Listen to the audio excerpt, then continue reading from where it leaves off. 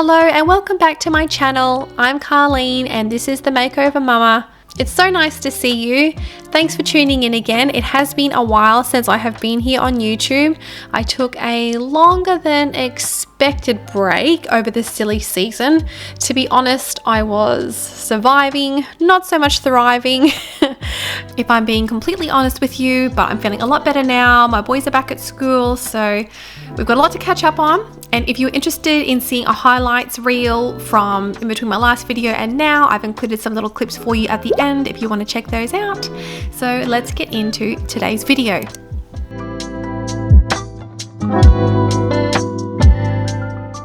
So the first thing that I wanted to share with you in my sort of organizational section, I guess you could say, is this bag that I got from TK Maxx. Gave me an idea to have a car organizer. And I normally have a bag of stuff in the car. I mean, all mums are trying to be organized, right? We try our best. This one had like a calico kind of fabric and it had lots of pockets, and it sort of spawned the idea of being able to just have everything that I would need if there was an emergency of some kind. So I put a little sandwich bag together of like sanitary items, because you don't want to get your first period after having a baby like unprepared. That's happened to me once before on white bed sheets actually. It was very unfortunate. I was at my mother-in-law's house. Story for another day. I've got, Panadol, and, I've got young children, so there's toilet paper for emergencies. It is summertime here. We are in a subtropical climate. We need to be sun smart in the sunshine state. So we've got, roll-on bug spray, sunscreen, hand sanitizer, a spew bag, because if someone's about to say they're going to be sick in the back seat, you just want to be able to throw them something super handy. Well, I mean, if this is in the boot, that's not going to be in arm's reach. I don't have a minivan, but I would love one. But better having it in the car than having nothing at all. I've got spare change of clothes for all three of my children. So if this is your first time here, I've got a 1-year-old, I've got I think I did mention it, a 9-year-old and a 6-year-old. Don't mind the baby hanging off the tripod. I didn't realize it until I was coming to editing that he was shaking the camera. So I've got a whole outfit there for each kid, even with like jocks wrapped up in there, so we can go to the beach or the park or the splash park on the way home from school, and I will have everything that I need. So I'm not going to be one of those mums that's like, no, you can't get wet. Like, it's fine. We'll live another day. You can go home wet. It's hot. You'll dry off. But to have a spare change of clothes for emergencies is super handy. This bag has saved me like 3 times just this month. I've got spare hats for every single child. Mine already lives in the boot, so I'm covered, and it's not just for the kids. I've got a picnic blanket, so we want to be outdoors as much as we can when it is not blistering hot. So I love to be able to just get out on a whim and just know I have everything with me. The one thing that I did add to this bag, which I didn't show here, was a little bottle. I repurposed like a maple syrup little plastic bottle, and I actually filled it with vinegar for jellyfish stings. I've never had to deal with one in real life. I would hate to. Vinegar is meant to be great for that, so I just thought I'm just going to pack a little bottle of vinegar if I need it, or if someone on the else on the beach needs it, I'll be able to throw them a bottle. So you saw me in the beginning just throwing in a shoebox just to help support the base, and everything is kind of neat and tidy there. And I mean, this has been in the boot for a little while now. I've thrown scooters on it, bikes, the pram, groceries, everything has just sort of been smashing on top of this bag, and it is still surviving. It is still fine. It saved me like 3 times. It's worth its weight in gold. Wasn't that hard to put together, so definitely recommend doing something like this for whatever season you're living in, so that you have no excuse to live life to the fullest. That if you want to go do something last minute, you've got everything that you need. As I was filming here, I spotted somebody in the background. Henry sometimes makes an appearance in my videos because he's just so adorable. Look at him sleeping with one eye open, ready to catch a peewee at a moment's notice.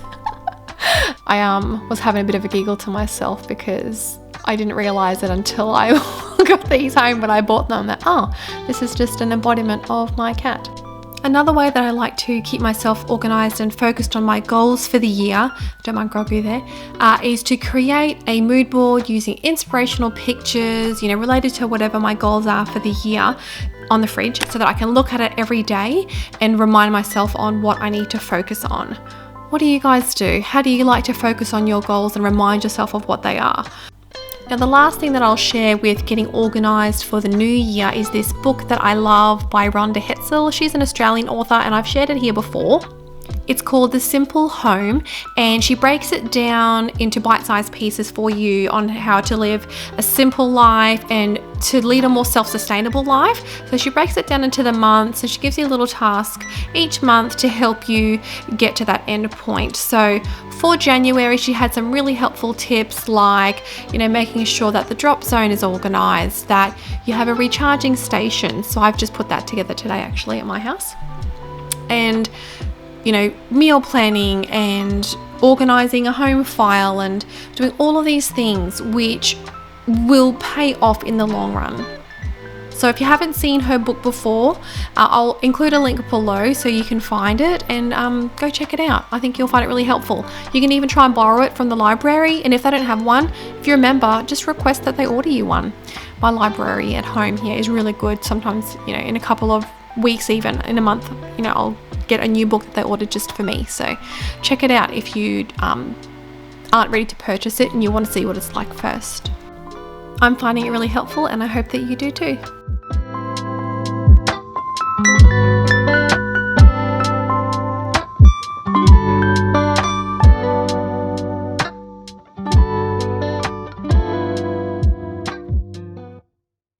Okay, let's break up the organizational stuff with something fun. So I had an idea. So this is one of the videos that I had filmed earlier. So this is when we had a lot more mandarins in season. So you could do this with grapes, apples, mangoes, you even get different, breeds of lychee. So whatever is in season where you are, I did up 4 different types and I flagged them all using some leftover party gear. I jumped on Canva and did a cute little page for the kids to fill out some questions and give it a rating out of 5 stars. On my copy, I did a little cheat sheet with the stickers and it was as easy as that to pull together. Meanwhile, in Australia, koalas don't look this mad in the wild, in case you were wondering. This was such a fun way to spend the afternoon. I tried to think of questions that would really get the boys to slow down. So I tried to get them to think about how it tasted and talking about the flavour, whether it was sweet, sour or tangy, and did it have seeds? How many seeds were there? Was it easy to peel? What did it look like? Was it dull, shiny, lumpy? And giving it a rating out of 5 stars, and then I sort of rattled off the names of them at the end and the kids had to guess what sounded like the way that it tasted. For example, the golden nugget, did it look golden? Did it taste like a nugget? No. Trying to see if there were any clues in the names for it. So I really tried to stretch this activity out. It was very inexpensive. By the end, we were knee deep in flies and we were ready to head back inside for the air conditioning, but we had the best time. So if you were curious, the winners were a moa and the golden nugget were the top 2 mandarins voted by the boys. I hope this gives you an idea of a game that you can play with your kids to make some fun memories and using some local seasonal fruit. Now, as I was getting ready to film in the kitchen this day, we had a cyclone which was forecast to hit that evening north of us. So you'll have to forgive the lighting. It's sort of hot and cold in this next section, but we are all safe and sound, and that's all that I can ask for. And let's get started with our recipe. So this is another recipe out of a cookbook that I ended up purchasing. It was actually gifted to me by my husband after I had borrowed it from the library. Hope's Table. She is a Mennonite, and this is her taco salad recipe. Normally you would, cook the mince and everything like that and then have it cold, so it's like a cold salad. And I just thought, being summer, I don't want to have, the oven going or anything like that, cooking or reheating food or anything like that. So this was bee's knees. This is what I was craving, something really yummy and hearty for lunch, but not hot as such. So we're going to start with the taco salad dressing, which is 1 cup mayonnaise, 1/4 cup ketchup, what have we got here, 1/4 cup of sugar, which I felt like was too much, but I did what it said and I did regret it. I added lime juice to zinging it up because I needed it. A teaspoon of dry mustard powder, and then 1/2 teaspoon of paprika as well. It's got a 1/4 teaspoon of salt. I think I've caught you up on everything that's in there. So I had like the smidgiest bit of mayonnaise left in this jar, so I'm just going to use this to mix everything up in. And that's why you saw me tipping one mayo jar into another mayo jar, if you're wondering what's happening. I always mix my salad dressings in a jar of some kind, but I figured I'll just use the remnants of what's in there. So it didn't call for lime juice. I just felt like it needed it because it was just a bit too sweet for my taste. So I just wanted to, you know, personal preference, change that. The recipe didn't call for sweet potatoes or corn, but I had half a sweet potato I needed to use up, and I had leftover corn from a meal the night before, so I thought, you know, these flavors go nice together, so let's grill those up. And I kind of wanted them to be like char grilled, like really toasty and crispy. That's kind of the flavors that I was going for. So it ended up tasting really delicious, and I really hope that you try it because it was so yummy. I would definitely make this again. So, you know, normally, you know, I'd probably roast, you know, if I had a whole bunch of sweet potatoes to do, but I was not turning the oven on this day. And I was really internally kind of, well, not panicked, but thinking, you know, if the power goes out, I just want to get this cooked and done so that if our power is cut for any reason, like I've got something to eat and feed the kids for lunch, because we were starving by this point after being out in the garden this morning. So while those veggies for lunch are starting, I'm going to, on the side, grill up some onion, and we're going to throw the mince in there in a second too. So that's just preheating while I'm just juggling the veggies on the side. So the reason why I did the dressing first was so that those flavors could marinate and work together while, you know, in the fridge while I prepare everything else. So baby woke up from his nap early, so he's look at him, he's so cute, growing. Does anyone else let their kids wear their Christmas stuff when it's not Christmas? Like, this is my last baby, right? So never say never, but you know, it's last baby. Like, I'm happy for him. It's just clothes, right? It doesn't matter that it's Christmas and it's not Christmas time. Do other people hate doing that? Normally I would, but being my last baby, I'm like, what am I going to save it for? Next Christmas? It's not going to fit him. He can just wear it until he can't wear it anymore. So anyway, it isn't Christmas time when I'm filming this. This is definitely a recent filmed video that I am shooting for you today, just in case you were wondering. Okay, so I'm just cutting the corn off the cob, and I'm going to throw that in with the sweet potatoes. I'm looking for some more summer salads that I can, you know, feed the family, you know, feed the kids as well. Comment below and tell me, what is your favorite salad that your kids like to eat? I want to experiment with maybe like a cold pasta salad bar, something along those lines. I'm just not sure. One of my kids is fussier than the others. I'm not sure if he'd go for it, but I'm willing to try something new and offer them something new. So if you have a favorite salad that you love and that your kids love, will you comment below and let me know where I can find the recipe? I really appreciate that. Thank you. Alright, so we've got half a kilo of mince going in, seasoned with salt and pepper. Yes, I washed my hands in between touching raw meat, if you were wondering.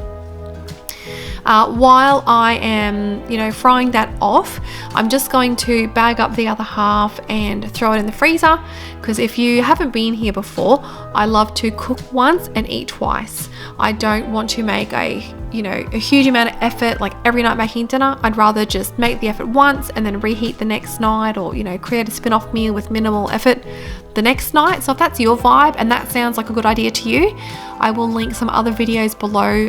They're my most popular videos at the moment, actually, of cooking once and eat twice. I provide like a whole week's worth of meals. So if you are just feeling like your brain is fried and you can't think of what to make, I give you a whole week's worth of meals in that video. And more in those two videos there that I'm thinking of, where you cook once and eat twice. So I had planned on throwing, you know, cutting up a whole lettuce, like head of lettuce, and throwing it in a big bowl, but I figured, oh, don't be silly. It's so hot. It'll probably wilt and crumble up and dehydrate in there because it is so hot. So I just thought, I'm just going to cut up enough for my lunch and the boys' lunch, and then I'll just hydrate my little lettuce over there to the side with his little leaves left, and then I'll be ready for tomorrow. So I'm just going to go ahead and add in some basic salads. Use whatever you have on hand. I'm just going to cut some up extra for tomorrow's lunch for either myself or hubby, just so that's an easy, grab and go solution. While everything else is prepped, I'm just going to rinse the black beans and then throw them in with the mince now that it's sealed, it's browned off. So that's going to go into that same frying pan because I don't need any more washing up, right? Let's try and make it as easy as it possibly can be to feed our families nutritious meals made with love, but doesn't take a lot of effort. That's the stage of life that I'm in, that's for sure. So to the mince and beans, you need to add 2 tablespoons of taco seasoning. I would normally make this myself because I make it in like a big batch.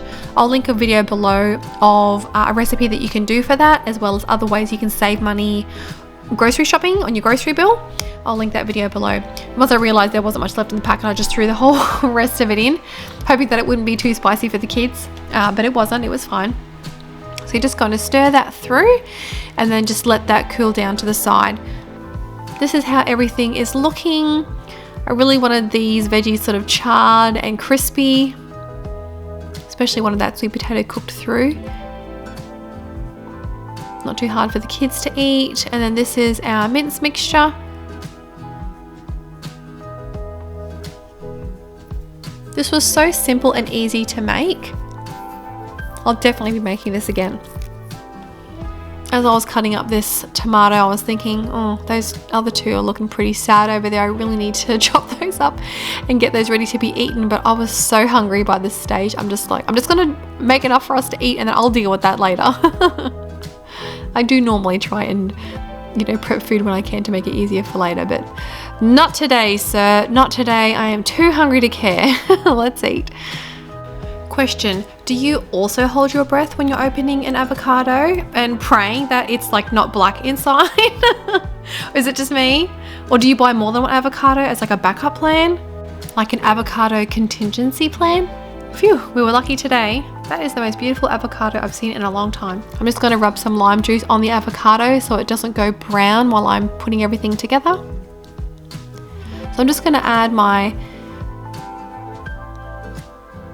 cooked up veggies to half of my plate, and I'm going to add the other half of what's left into my container, so that's an easy grab and go solution for another day. These containers that I'm using are from Kmart. They're super handy for meal prep. I know that glass is better for you and safer for your food, but maybe I should look into those. Have you seen those in a glass compartment where it's got like 3 sections? If you have, let me know below. Comment and let me know where I can find them. Alright, I'm just adding mince to the other half and half an avocado. I'm being generous today because I'm starving. And I'm just going to go ahead and just give my taco salad dressing one last shake, and I'm just going to pour that on generously to flavor everything beautifully. Finish it off with our shallots. And that is this very moment that I think, oh, that's right, there was meant to be cheese. Oh well. That'll be for tomorrow. That's tomorrow's problem. I'll cube that up later and stick that in that container too. Now this is what it looks like. It was so good. I really hope you try it. It was so delicious. There's the inspo pic. I am missing the broken up Dorito chips, well, because the kids ate them in one sitting watching TV, so you know how it goes. But it was still delicious without them. Give it a go. Try it and see what you think. Okay, so now the weather has cleared up, the birds and bees and bugs are out, so we're going to move on to the next little section, which is daily and weekly positive habits that I'll be introducing to my family this year. Comment and let me know below what daily habits you're going to be introducing to your family. I'd love to hear. Chat with me in the comments. So this year we purchased a family devotional that we can do with the kids. It's got fun activities in it and little prayers for them to do, and they really enjoyed doing the activities. And we try and either do this at breakfast time on the weekends or in the afternoon when they get home from school if we run out of time in the morning. So I can definitely recommend this one, and it already had great reviews. On a different but same note, I am going to try and do a devotional myself every morning to start my day. That isn't something that I've been great at doing every day. Last year I tried to read the Bible in a year. I did really well until maybe August, September, when I was really starting to feel like I was running out of steam for the year. So this year I'm going to try and do a devotional. This is a 90-day one from the Daily Grace. They have some really beautiful Christian, faith-based resources. If you've never seen, the kind of things that they stock, go check out their website. I'll link it below. At the time I purchased these, I think I got everything at like 50% off, so they do have some great sales, so you can always hang out for those if money is tight for you at the moment, but you still want to make, faith a priority in your life. I'm going to sit mine up here where I did have a Christmas plate and the stand was there, so I'm like, great, this will remind me to read it every day. So he's going to live there for now.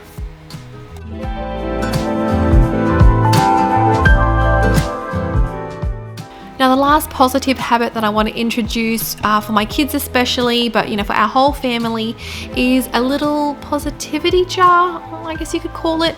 So I had this idea a little while ago, and if it's not somewhere right in front of my face, like I will forget. So I popped it up on top of the stove top, and I'm going to remind the kids, when something great happens, when something positive happens, it could be once a week that we remind them.